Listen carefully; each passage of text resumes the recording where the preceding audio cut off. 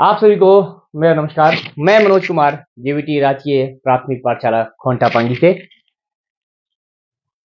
सर्दियां खत्म हो गई और स्कूल के खुलने का समय आ चुका है। जी हाँ, 16 फरवरी से हमारे विद्यालय खुल गए हैं और जैसे ही विद्यालय खुल गए हैं वैसे ही सभी अभिभावकों के दिमाग में एक चीज बार बार खटक रही होगी कि मेरे बच्चे के लिए बेस्ट स्कूल कौन सा है।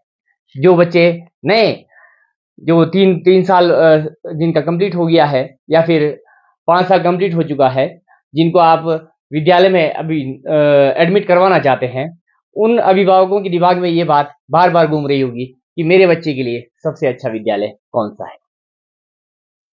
सभी अभिभावकों को अपने बच्चे के लिए, अपने बच्चे के भविष्य के लिए सही विद्यालय चुनने का और उसकी सही शिक्षा के लिए पूर्ण अधिकार है कि वो अपने बच्चे को किसी भी विद्यालय में भेज सकता है। मैं आप सभी से एक अपील करने आया हूं। जैसा कि मैं पहले से कहता आ रहा हूं कि सरकारी विद्यालयों को बचाना बहुत जरूरी हो गया है। आज आप अपने बच्चों को किसी भी विद्यालय में भेजेंगे, उससे पहले आप जरूर सोचें कि भविष्य में क्या उसे कोई सरकारी नौकरी मिलेगी या नहीं मिलेगी, और अगर मिलेगी तो उसके लिए हमें क्या करना होगा। तो सर्वप्रथम आप सभी से मैं ये निवेदन करना चाहूंगा कि जब भी आप अपने बच्चे के एडमिशन के लिए जाए, सबसे पहले मेरा निवेदन है आप सभी से कि एक बार आप अपने आसपास के गवर्नमेंट स्कूल में, सरकारी विद्यालय में अध्यापकों से जाकर जरूर मिले। आपके गांव में है या फिर आप अस्थायी तौर पर कहीं पर रह रहे हैं, वहां के आसपास में कोई भी विद्यालय है, वहां के अध्यापक से जरूर मिले। एक बार आप उनसे जरूर पूछें कि आपके बच्चे के लिए आप जो चाहते हैं, जैसी सुविधा आप अपने बच्चे के लिए चाहते हैं, जैसी शिक्षा आप अपने बच्चे के लिए चाहते हैं, क्या उस सरकारी विद्यालय में अध्यापक देने के का सामर्थ्य रखते हैं या नहीं। अगर अध्यापक बोले कि नहीं, ये सुविधा हम नहीं दे सकते, तो आप किसी भी विद्यालय में अपने बच्चे को भेजें, पर जरूर एक बार आप अपने आसपास सरकारी विद्यालय के अध्यापकों से जरूर मिलें और उनसे बात करें। अब मैं आता हूं अपने गांव की तरफ।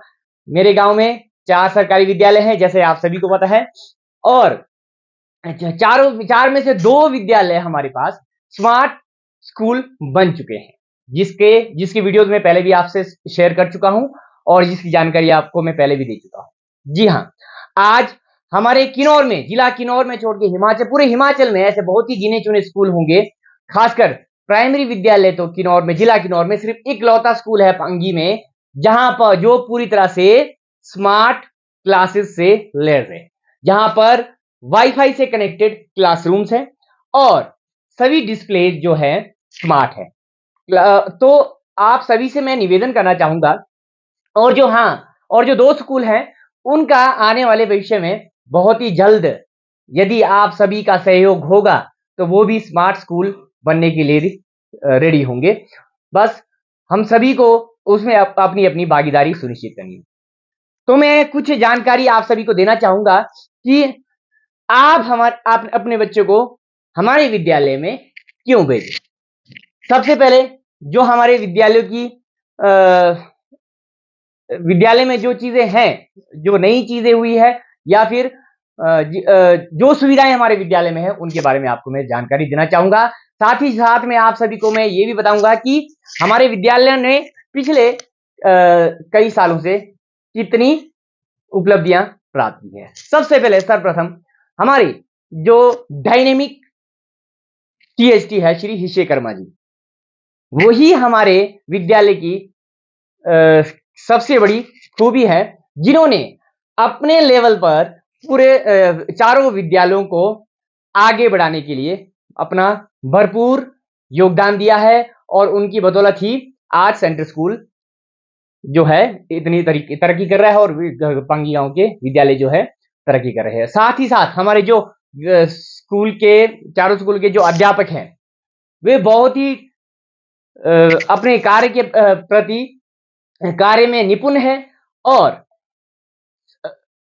हर प्रकार की जानकारी रखते हैं और बच्चों को गतिविधि आधारित शिक्षण प्रदान करते हैं। एक ऐसा माहौल जो घर में होता है वैसा ही माहौल हमारे स्कूल में बच्चों को दिया जाता है, जिसके कारण बच्चे अपने अध्यापकों के साथ इतना खुलकर बात करते हैं कि बच्चों को सीखने में किसी भी प्रकार की परेशानी नहीं होती है। अब मैं आप सभी को इसके साथ साथ कुछ और जानकारी भी देना चाहूंगा जो हमारे विद्यालय में शुरू की गई है या फिर सरकारी विद्यालयों में पहले से ही है। उन चीजों के बारे में आपको सभी को अगर जानकारी नहीं है तो उनके बारे में मैं जरूर बताना चाहूंगा। सभी विद्यालयों में मुफ्त की जो है बुक्स, टेक्स्ट बुक है या फिर यूनिफॉर्म्स के लिए यूनिफॉर्म्स प्रदान की जाती है।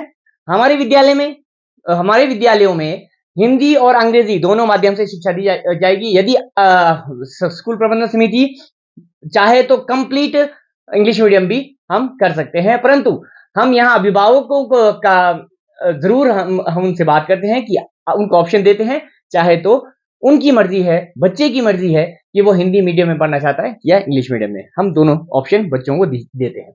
हमारे पास जो टेक्स्ट बुक है वो एनसीईआरटी की बुक्स है जो सभी स्कूलों में लागू हैं। वही बुक्स जो है सरकारी विद्यालयों में भी लगाई गई है, उन्हीं से ही शिक्षा प्रदान की जाती है। जो हमारे मैंने टीचर्स के बारे में पहले ही बोला, जो हमारी यूनिट है बहुत ही यूनिटी के साथ, एकता के साथ और सामंजस्यता के साथ जो है बच्चों को शिक्षण प्रदान करती है और सभी अध्यापक प्रशिक्षित हैं और अपने अनुभवों के आधार पर बच्चों को शिक्षण प्रदान करते हैं। हमारे विद्यालयों में 2016 से नर्सरी कक्षाएं शुरू की गई हैं, जिसमें आपको मैं बोलते हुए मुझे बहुत ही प्रसन्नता हो रही है कि जिला किन्नौर में 1 या 2 नंबर पर हमारा विद्यालय क्लस्टर तो हमारा लगभग 1 नंबर पर है, जहां पर नर्सरी कक्षा के छात्रों की संख्या बहुत ज्यादा है। अब साथ ही साथ मैंने आप सभी को ये बताया कि सभी कक्षाएं जो है स्मार्ट क्लासरूम के रूप में बनाई गई है, सजाया गया है और बच्चे आनंदित होकर स्वयं भी उन कक्षाओं का प्रयोग करके, उनके उपकरणों का प्रयोग करके अपने आप सीखने के लिए भी प्रेरित होते हैं। हमारे पास सभी विद्यालयों में कंप्यूटर शिक्षण के लिए सभी विद्यालयों में कंप्यूटर की व्यवस्था है और उन्हें बेसिक्स कंप्यूटर की जानकारी बच्चों को दी जाती है। और खेल और सांस्कृतिक कार्यक्रम के बारे में आपको अगर मैं बताना चाहूं, साथ में मैं आपको पिछले साल की जो हमारी उपलब्धियां हैं उनके बारे में भी साथ साथ बताना चाहूंगा कि लास्ट ईयर आप लोगों ने देखा होगा कि खेलों में हमने बहुत ही बड़ी उपलब्धि प्राप्त की है। स्पोर्ट्स में लगभग हम कल्पा ब्लॉक में दूसरे स्थान पर हमारा क्लस्टर रहा और जो सांस्कृतिक कार्यक्रमों में है हमने हमेशा पिछले 8 सालों से नंबर 1 पर हम कायम है अभी तक भी कल्पा ब्लॉक में और पिछले 7-8 सालों में 3 या 4 बार हम जिला किन्नौर में प्रथम भी आए हैं और पहली बार रिकॉर्ड हमने बनाया है, हमारे बच्चे ने बनाया है, जिसके लिए सभी पूरी टीम ने पूरी मेहनत हमने की थी और हम जिस बच्चे को आप सभी जानते हैं, आहान नेगी, पूरे हिमाचल में पहली बार ये रिकॉर्ड हुआ है कि भाषण प्रतियोगिता में प्रथम हमारा जनजातीय क्षेत्र का एक बच्चा पूरे हिमाचल में आया है और सभी बच्चों को उस बच्चे ने पछाड़ा है। ये इसके साथ साथ मैं ये जरूर कहना चाहूंगा, हमारे विद्यालय में सिर्फ शिक्षा होता है ऐसा कि पेरेंट्स भी चाहते कि बच्चे पढ़े बस होमवर्क कर रहे हैं या लर्न कर रहे हैं, रट्टा सिस्टम चला है, पर हम ये चीजें हम इसको अवॉइड करते हैं। हम बच्चे को उनके रुचि के अनुसार, उनके टैलेंट के अनुसार उनकी तैयारी करवाते हैं और उन्हीं टैलेंट को हम आगे लेकर जाते हैं।